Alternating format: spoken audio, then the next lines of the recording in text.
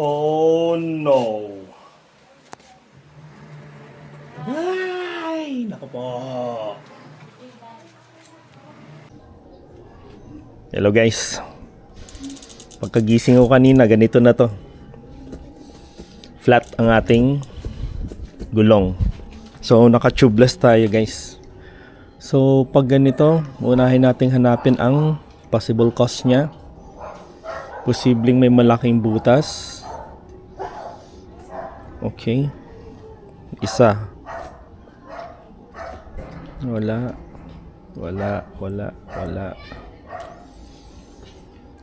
Okay. So, after one full rotation, isa lang pinagdududahan ko, this one. So, i-check mo ngayon yan guys. Tingnan mo kung may natitira pang tumusok sa loob or bubog or anything na nagdulot nitong butas na ito. But this is superficial lang. Masyado siyang malit. So, one reason siguro dahil konti na lang din yung sealant nito. So, may tatry tayo. This one, Panaracer Seal Smart EX. So, isang variation nito ng sealant ng Panaracer. Merong Seal Smart na isa kulay blue, pero wala siyang EX. So, I don't know exactly what EX means. Maybe extra sealant, extra solution. So, this comes with its own hose. So, kung napapansin nyo, tayo ay naka-Presta. So, this would fit our Presta valve easily.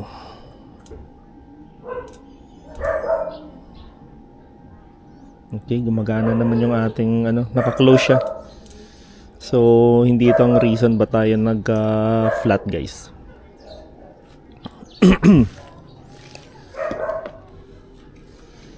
So, sa mga naka-tubeless valve, bago kayo maglagay ng sealant, tanggalin nyo muna itong valve core. So, counterclockwise lang ito guys. So, pag lumuwag na, gamit nyo yung tool. This is a specialized tool guys, para ito sa pagkuha nitong valve. So, inspect mo siya. Titingnan mo kung nagkukulapol na ba. Kasi yung mga sealant nagkukulapol yan after some time.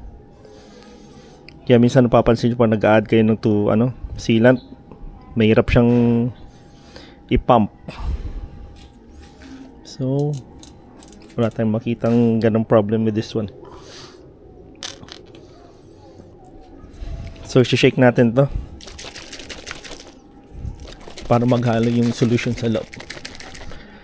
So, this is made from Japan. So, alam niyo naman yung mga Hapones. Magaling sila sa kanilang mga product. So, sa paggamit nito, ayan, meron siyang sariling cover guys. Meron siyang maliit na butas dyan sa loob. So, hindi tutulo yan. Kasi, meron pa siyang isang protective na layer sa loob. Ayan. This one, sarado siya. So, super sealed siya guys, as you can see. So, kukunin mo muna yan. So, be very extra careful kasi yung fumes nito, ayan, masyado siyang nagkukulapol sa loob. So, after you get the cover, balik mo lang tong nozzle niya.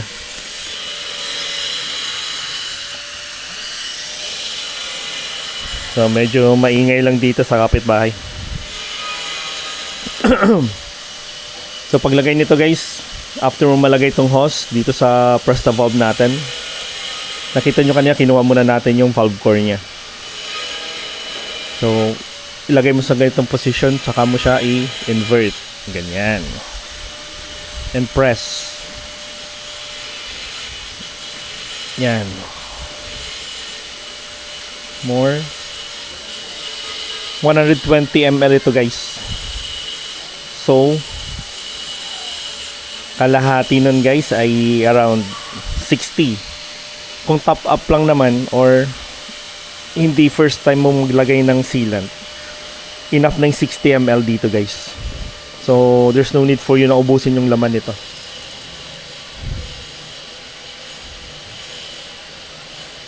Okay. Ayos. So after nun, tanggalin natin. Pwede nyo i-straighten muna to pataas para hindi ano yung natitirang sealant. So nakita nyo, yung natitirang sealant dito sa hose, after natin i-release, pumasok na siya sa loob.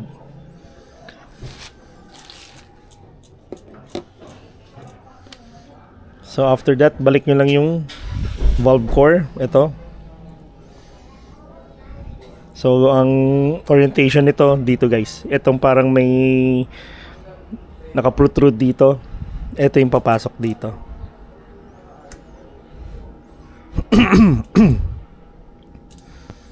So i-turn mo lang siya using your hand.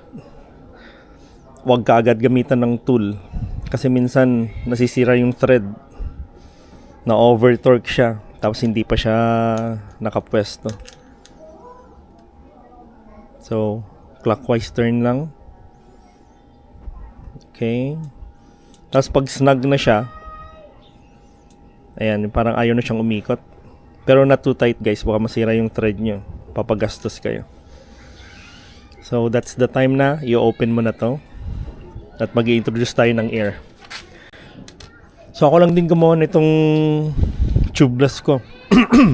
So itatry natin gamit tong hand pump. Malalaman mo kasi pag maganda yung pagkakalapat o pagkakagawa mo ng tubeless setup mo, kapag kahit sa hand pump lang kaya niyang palubohin.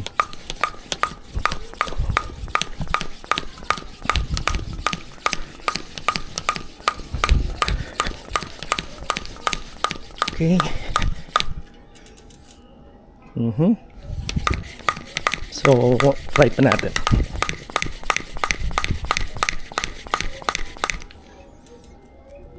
So may papasok na konting air pero not enough guys, kasi dapat mabilis.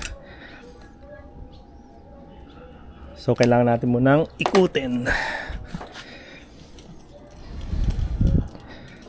Ikutin natin para kumalat yung sealant sa loob. Kasi kailangan niyang i-reseal yung pagkakabid nito.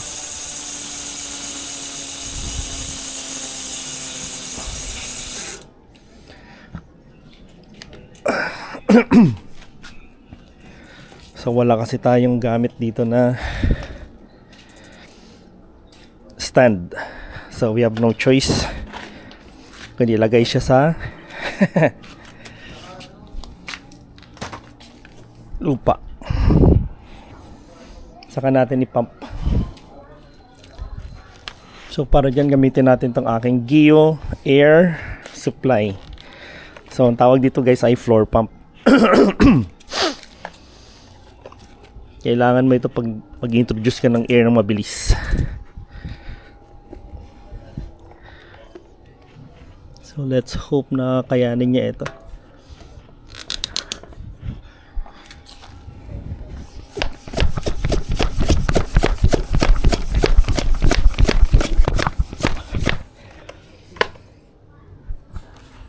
So hindi siya nagwo-work.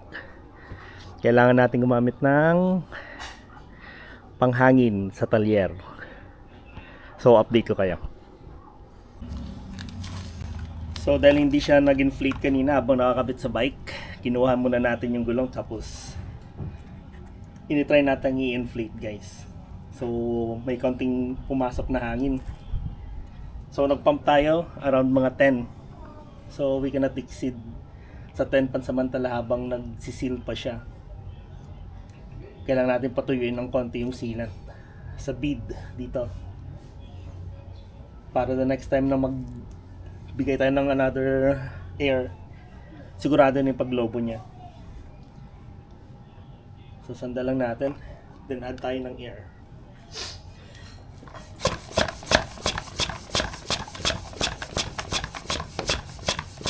So narinig na yun, yan yung pop baga.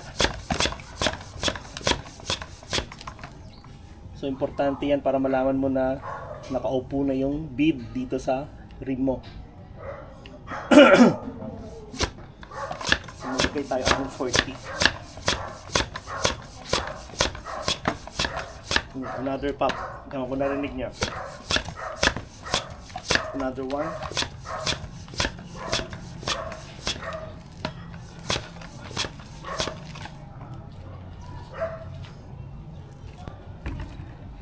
So kailangan mo siyang tingnan kung may naglilik ba na sealant sa gilid. Pero so far wala. So meron tayong narinig na 3 pops. Ibig sabihin, that's our bead sitting on the ring. So pwede mo siyang bigyan ng pressure para kung sakali mong meron na hindi pa naglapat, ay lalapat siya.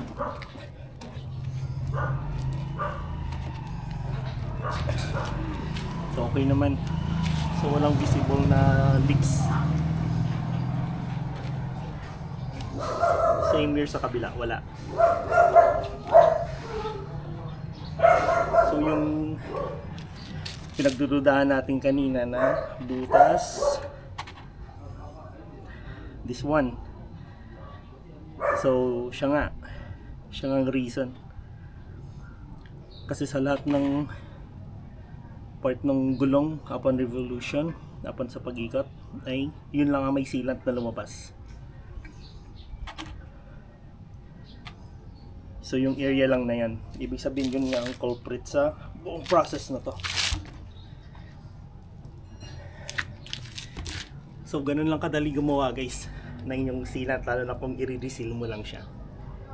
So for more tips like this, you can subscribe to my channel, Rodel A. Lagarde, or Kuya Rods TV sa YouTube.